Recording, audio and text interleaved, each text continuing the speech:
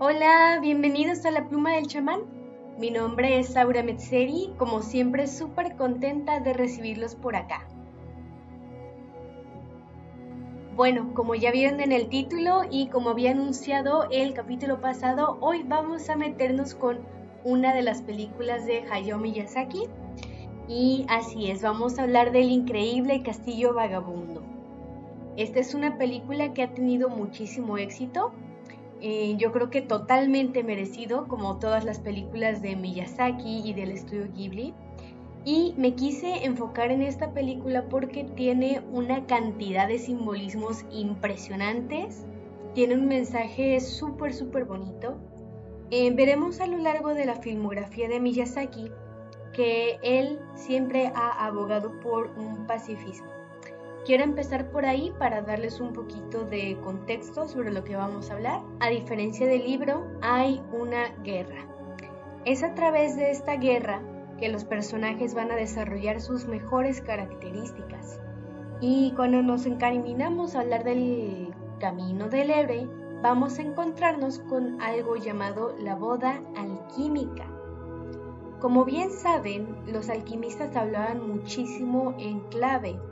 Esto era en parte para despistar a todos aquellos que se acercaban a este arte sin un respeto y también porque estas prácticas fueron muy perseguidas. Entonces, ¿qué es un matrimonio alquímico y por qué tiene que ver con el increíble Castillo Vagabundo? Bueno, pues realmente si nosotros traducimos el matrimonio alquímico, nos vamos a dar cuenta que nos habla de una conciliación de las polaridades, como lo vimos un poco en Matrix. Veremos que aquí hay una conciliación entre lo femenino y lo masculino. Vamos a ver que cada uno de estos personajes va a tomar características del otro y de esta manera se va a llegar a un equilibrio, formando una relación dinámica que para mí es la más hermosa retratada por Hayao Miyazaki. Y bueno, vamos a entrar de lleno, dada este pequeño preámbulo. Vamos a meternos a hablar sobre Sophie. Veremos que Sophie es la polaridad femenina. Vamos a encontrarnos con un personaje muy lunar. Lo lunar está relacionado con la protección, el mundo interno, las emociones y lo familiar. Por esto vamos a ver que Sophie, además de estar tan relacionada con la luna, está relacionada con Saturno. Esto se refleja desde el mandato familiar. Veremos a Sophie como una niña, muy tímida, muy encerrada en su mundo y que se dedica por este mandato familiar a mantener la tienda de sombreros de su padre. Ella perfectamente bien sabe que no es su sueño, pero siente una obligación interna por continuar con ese legado. Recordemos que lo saturnino o melancólico se caracteriza mucho por querer conservar, querer llevar una estructura fija, pero esto puede llevar a la persona a ser muy retraída, muy ensimismada y a no vivir la vida desde la confianza y la seguridad. Esto es un rasgo muy importante de Sophie, porque veremos que ella es hechizada por la bruja Calamidad. La bruja Calamidad también nos va a expresar un aspecto femenino, pero venusiano. Entonces se va a expresar desde lo venusiano, pero desde la polaridad negativa. Entonces vamos a ver a una persona vanidosa, una persona con una ambición desmedida, una forma de relacionarse con los otros muy poco saludable, ¿no? Es así que esta bruja Calamidad va a hechizar a Sophie, pero este hechizo lo único que va a hacer en realidad es reflejar hacia afuera cómo Sophie se siente en su alma. Y es por esto que este personaje se refleja como una anciana de 90 años. Algo que a mí me parece maravilloso de la película es como Sophie, a través de la historia, y mientras más va aceptando sus emociones, va ganando confianza y se va desenvolviendo con otros personajes, vamos a ver que va rejuveneciendo. Y cuando se ven situaciones difíciles o que le recuerdan a su estado, va a estar envejeciendo nuevamente. Es un juego para mí maravilloso el que hace Miyazaki con la edad de Sophie. Vamos a ver por el otro lado a la polaridad masculina o solar, que claramente es Howl. Vamos a ver que Howl es una persona sumamente expansiva, segura de su identidad, social, egocéntrica incluso, y que va a expresar toda su energía hacia afuera, a diferencia de Sophie. Algo muy interesante también es que Howl también está muy relacionado con lo jovial o jupiteriano, que es el contrario complementario de Saturno. Cuando notamos esto, vamos a entender el por qué Howl actúa más como un niño, actúa desde el hedonismo y desde la expansión. Es así que se crean estas dos fuerzas opuestas complementarias que en cuanto se van a integrar una con la otra, veremos que se equilibran. Algo que me parece simplemente maravilloso de esta obra es la importancia que dan al corazón. Veremos que Howl actúa hasta cierto punto en un tipo de magia negra cuando tiene este trato con Calcifer. ¿Por qué? Hay que recordar que la magia negra está muy relacionada con las cosas del exterior. Entonces va a ser utilizada para fines egoicos, como llega a mencionar Madame Suliman. A mí me parece muy interesante esta alegoría de hacer un contrato con un demonio. Esto más bien hace referencia a hacer un contrato con los miedos que tenemos internalizados. Cuando vemos que Howl empezó a tener este trato con Calcifer por la búsqueda de poder antes de seguir un camino orgánico de aprendizaje, entendemos que de alguna manera se comprometió a actuar con los fines egoicos y desconectado de su propio corazón. Esto de alguna manera sí le dio muchos poderes. Veremos que hay cierto paralelismo entre el castillo y el cuerpo de Howl. De alguna manera lo que hace el corazón en esotérica es manifestar, pues es el órgano desde donde se convoca la mayoría de las cosas, bien hechas por lo menos. Y es así que Howl tiene una manera de expresar esta manifestación de espacio, de movimiento, de viaje, pero desde un vehículo externo. Entonces, cuando Howl empieza a tener problemas para mantenerse, porque se está convirtiendo en un monstruo debido a esta falta de corazón, el castillo también empieza a derrumbarse y Calcifer empieza a sentir este sentimiento de prisa por resolver el hechizo. Veremos que aquí Calcifer no actúa como normalmente actuaría un demonio, según la tradición judeocristiana. A mí se me figura más al funcionamiento de los llamados jinns o genios de algunas culturas de Medio Oriente, ¿no? Entonces veremos que es un trato mutuo que con el tiempo esclaviza a ambas partes.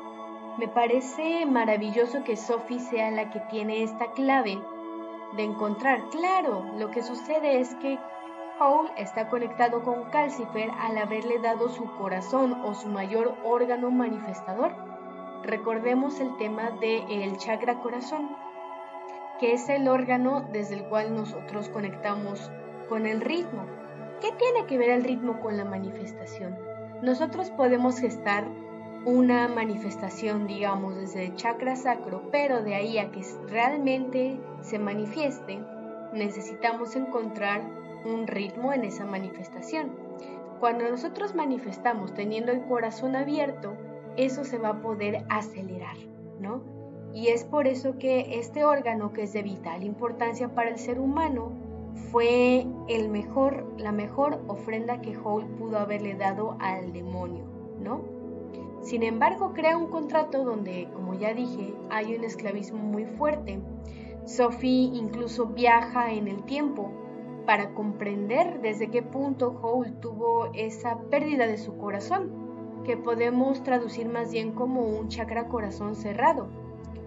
Esto para mí imprime muy bien cómo en muchas ocasiones nosotros, por traumas infantiles o acuerdos que tuvimos durante nuestra infancia o adolescencia, nos quedamos cerrados, y solamente cuando viajamos a ese momento hacemos un viaje mental y emocional y resolvemos esa situación, es que nosotros podemos hacer un cambio en el presente. Entonces ahí tiene un puntazo la película para mí. El incentivar tanto este trabajo dinámico, este trabajo incluso de pareja y de polaridades complementándose, me parece simplemente magistral. Veremos que Sophie, al ser vieja, lo que va a hacer es integrar la sabiduría de la melancolía. Ya no va a ser una melancolía que la haga una persona fija y necia en sus ideas. Por el contrario, la va a mover hacia la valentía. Y es ahí donde Sophie empieza a adquirir ciertas características de lo solar. Lo solar está relacionado con el valor para mostrarse y autodefinirse. Algo que me parece increíble de la película es el simbolismo que tiene con el cabello de Howl y Sophie. Veremos que Howl empieza a madurar justo después del incidente que tiene con el tinte y el cabello pasa de ser de un color solar, como lo sería el rubio o el dorado, a un color más saturnino o lunar, como lo sería el negro. Vemos que a partir de este punto, Howl empieza a crecer de alguna manera. Podemos interpretar incluso que Sophie en su papel lunar empezó a contener al sol, empezó a darle una capacidad de introspección. Y esto llevó a Howl a irse equilibrando a partir de esta sabiduría lunar. Podemos ver este proceso en Sophie casi al inicio de la película, cuando es embrujada por la bruja Calamidad. Veremos que en este momento pierde un tono bastante saturnino, que sería el café, para adquirir un tono plateado que se le quedará en toda la película. Esto de alguna manera representa la fecundación del sol, o la semillita del valor, como podríamos llamarlo. Es a partir de este evento, de esta disrupción en la realidad ordinaria, cuando Sophie se decide para buscarse a sí misma. No había como otro motivo por el cual ella iba a salir de su pueblo. Entonces me parece un simbolismo asombroso el que están utilizando ahí. Realmente es importante que empecemos a hablar de esta forma de equilibrio. Creo que actualmente se habla mucho desde un dolor ancestral femenino, pero Miyazaki ha sabido a lo largo de sus películas equilibrar muy bien la importancia de estos dos polos con sus puntos fuertes y sus puntos débiles, por lo cual es una maravilla absoluta. Esto es algo que no tocan todos los autores y sí creo que es un punto muy importante a considerar. Algo precioso que nos deja esta película, una de las mejores lecciones de esta película es esta transición que tiene Howl de utilizar una magia negra o al servicio de su propio ego a una magia que está en servicio de los demás. Es cierto que en este mundo de la magia es muy fácil caer en esta onda ritualística, querer utilizar técnicas de manifestación y verlo todo hacia afuera.